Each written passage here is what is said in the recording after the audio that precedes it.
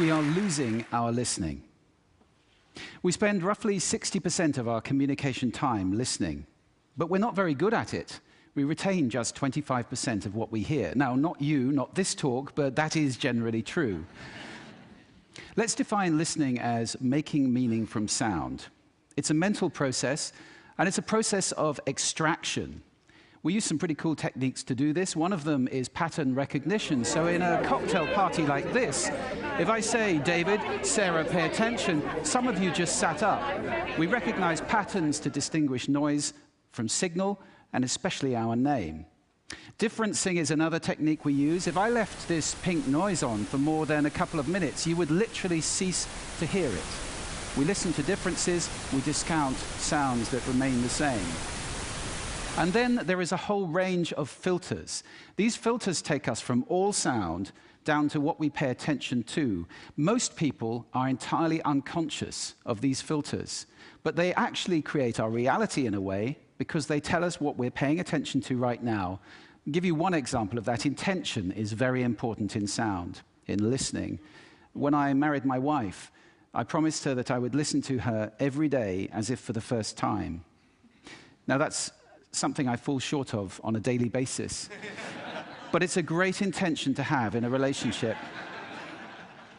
But that's not all. Sound places us in space and in time.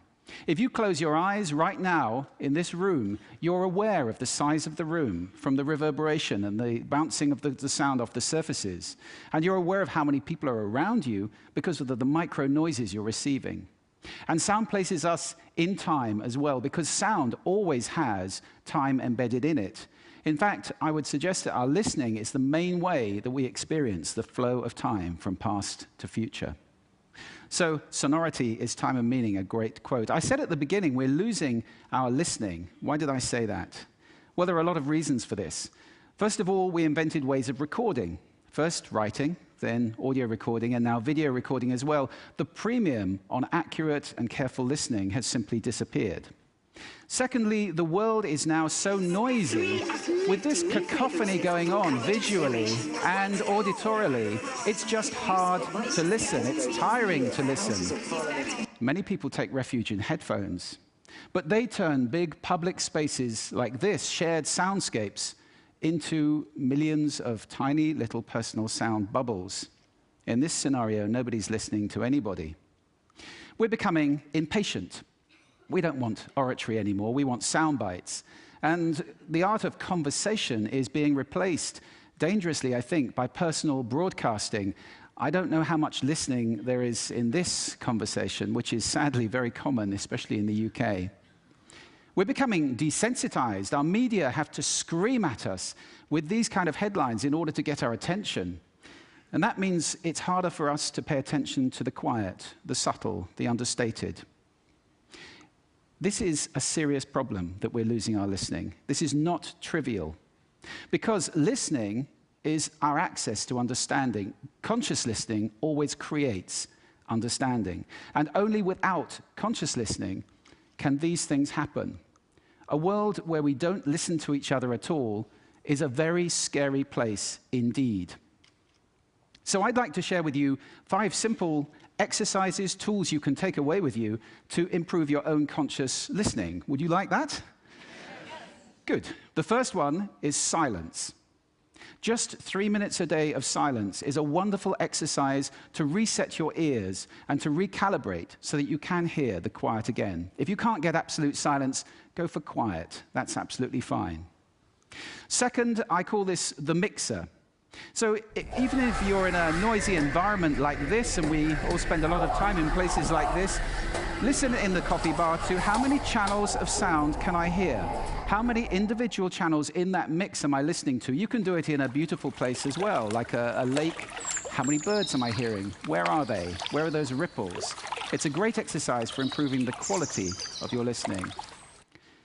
Third, this exercise I call savoring, and this is a beautiful exercise. It's about enjoying mundane sounds. This, for example, is my tumble dryer. It's a waltz. 1, 2, 3, 1, 2, 3, 1, 2, 3. I love it. Or just try this one on for size.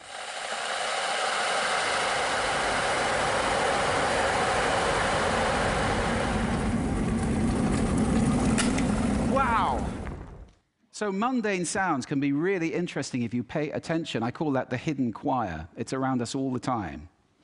The next exercise is probably the most important of all of these. If you just take one thing away, this is listening positions. The idea that you can move your listening position to what's appropriate to what you're listening to. This is playing with those filters. You remember I gave you those filters at the beginning? It's starting to play with them as levers, to get conscious about them and to move to different places. These are just some of the listening positions or scales of listening positions that you can use. There are many. Have fun with that. It's very exciting. And finally, an acronym. You can use this in listening, in communication. If you're in any one of those roles, and I think that probably is everybody who's listening to this talk. The acronym is RASA, which is the Sanskrit word for juice or essence. And rasa stands for receive, which means pay attention to the person, appreciate, making little noises like, oh, okay. Summarize, the word so is very important in communication, and ask questions afterwards. Now, sound is my passion, it's my life. I wrote a whole book about it, so I live to listen. That's too much to ask for most people.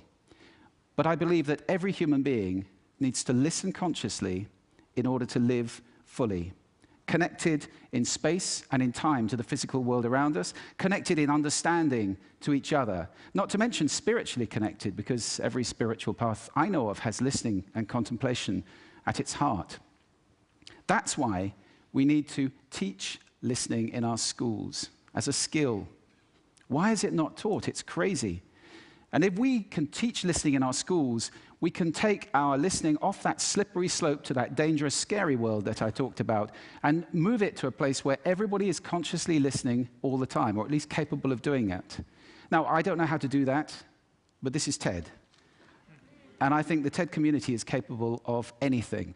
So I invite you to connect with me, connect with each other, take this mission out, and let's get listening taught in schools and transform the world in one generation to a conscious listening world, a world of connection, a world of understanding, and a world of peace. Thank you for listening to me today.